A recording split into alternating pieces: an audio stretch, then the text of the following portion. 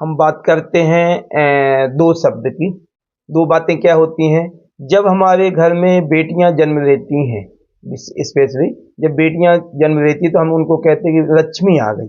ठीक।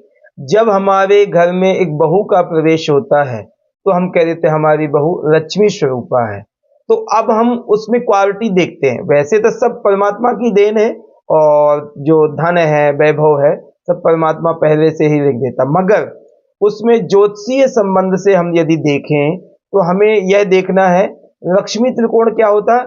प्रथम house, fifth house, ninth house, यानी पहला घर, पांचवा और नौवा, ये एक त्रिकोण है, लक्ष्मी त्रिकोण कहते हैं। यदि ये आपके पावर है तो आपके यदि बेटी का जन्म हुआ तो आप फादर को या स्वयं को तो फायदा करेगी बेटी, और उस समय 18 साल तक फादर को फायदा करेगी।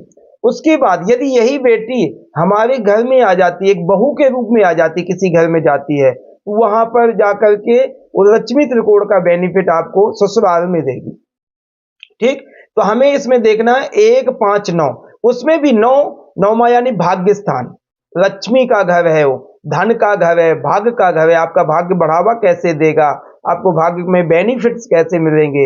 यदि ऐसी कुंडली आपको यदि मिल जाती है, नवम भाव में नवमेश खुद बैठे हैं, नवम भाव के स्वामी उच्च के बैठे हैं, या नवम भाव के स्वामी शुभ ग्रहों से एक और पंचम से संबंध अच्छे रखते हैं, मित्र क्षेत्री बैठे हैं, मूल त्रिकोण में बैठे हैं, ये आपको बहुत सबसे पावरफुल योग है।